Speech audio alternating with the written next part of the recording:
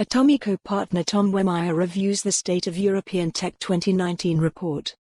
Atomico, the European venture capital firm founded by Skype's Niklas Zennström, has released its latest annual The State of European Tech report, published in partnership with Slush and Orrick.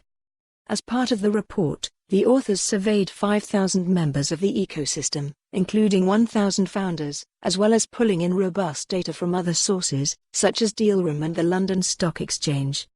This year, the report reveals that the European tech ecosystem continues to mature and shows no sign of slowing, particularly highlighting the contrast from 5 years ago when the State of European Tech report made its debut. Almost every key indicator is up and to the right, except, rather depressingly, diversity. The data shows, for example, that competition for talent and access to the best founders has increased ferociously. And from a funding perspective, European founders have more choice than ever, especially with US and Asian VC firms investing more and more in the region. Progress with gender diversity stalled, however, such as 92% of funding going to all male teams.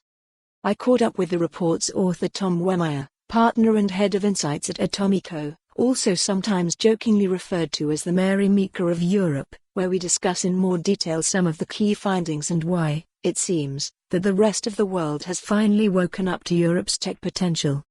But first, a few headlines from the report.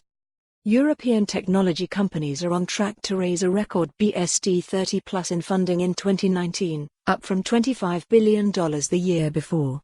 Source: Dealroom. Despite failing to match the level of venture-backed exits of 2018, there was a record number of $40 100M+ deals as of September 2019, a size that many European tech skeptics did not believe was possible. Source: Dealroom. A number of multi-billion-dollar non-venture-backed companies like Nexi and Trainline made their debut on the public markets. European tech policy-making remains a mystery to many European founders. When asked to describe the top priority of the European Commission in terms of tech policy, 40% of founders and startup employees say they don't feel informed enough to comment. Source: survey. Despite this reported lack of awareness on policy issues, all respondents voted EU Competition Commissioner Margrethe Vestager as the person who had the most influence on European tech in 2019, good or bad. Source: survey. European parliamentarians aren't talking about fintech and digital health, two sectors which investors poured a combined $12.7 billion into last year. Source: Politico and Dealroom. Europe's diversity figures are still grim reading. In 2019, 92% of funding went to all male teams, a similar level to 2018. Source: Dealroom.